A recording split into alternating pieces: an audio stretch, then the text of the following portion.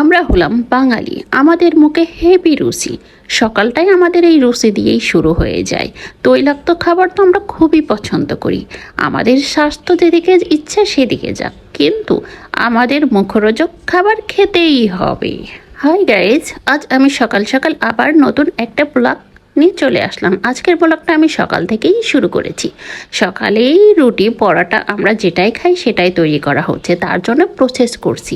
যেহেতু আমরা বাঙালি, আমাদের ভাত রুটি মানে কার্বোহাইড্রেট যত রকমের খাবার আছে, এটা আমাদের অনেক ফেভারিট খাবার।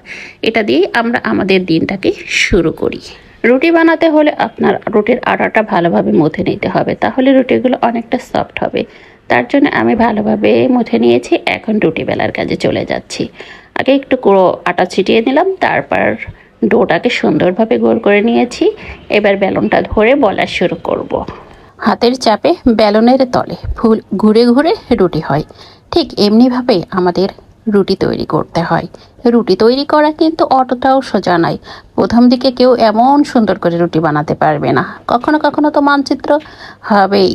আস্তে আস্তে তৈরি করতে করতে একটা সময় হাতটা পারফেক্ট হয়ে যায়, তখন রুটিগুলো অনেকটাই গোল হয়। এইটা তৈরি করতে অনেকটা সময় লাগে, কিন্তু আমি রেগুলারলি এটা তৈরি করি না। আমি যখন সময় পাই তখন একটু বেশি করেই তৈরি করে নিই। তার জন্য আর কি এখন একটু ভাজি করে নিব।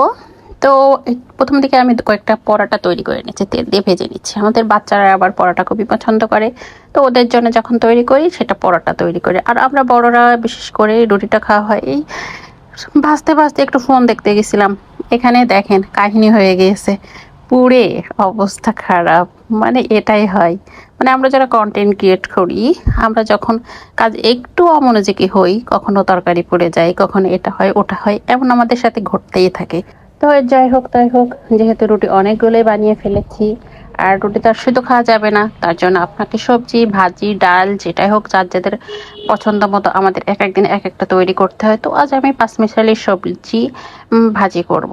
তাই জন্য পেঁয়াজ মরিচ হালকা ভেজে নিয়ে সব ধরনের সবজিগুলো আমি তেলের উপরে দিয়ে একটু নেড়ে চেড়ে নিচ্ছি। তারপর একটু পরিমাণ মতো হলুদের আর লবণ দিয়ে ভালোভাবে নেড়ে ছেড়ে ভাজিটা করে নেব। রুটির সাথে পাঁচমিশালি সবজিটা খেতে কিন্তু মন্দ লাগে না। তো যাই হোক, ফাইনালি আমার ভাজিটা করা কমপ্লিট হয়ে গেছে, দেখতেই পাচ্ছেন।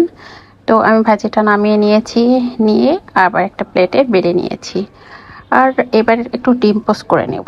রুটির সাথে ডিম পোস্ট সবজি এগুলোই চলবে।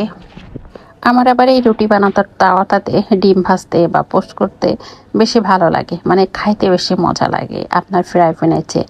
ফ্রাই প্যানে কেমন যেন একটা চারিদিকে ছড়ায় যায়, আর এটা মাঝখানের দিকে থাকে তো। আর লোহার কড়াই, আসলে এক একটা পাত্রের খাবারের এক এক ধরনের স্বাদ। আগের দিনের মানুষ যেমন মাটির পাত্র বাসন টাসন ব্যবহার করতো, ঠিক তেমনই। তো ফাইনালি আমার নাস্তা তৈরি করা কমপ্লিট হয়ে গেছে। তো যারা এতক্ষণ ধরে কষ্ট করে আমার ভিডিওটি দেখলেন, সবাই ভিডিওটি ভালো লাগলে অবশ্যই শেয়ার করে দেবেন। আল্লাহ হাফিজ।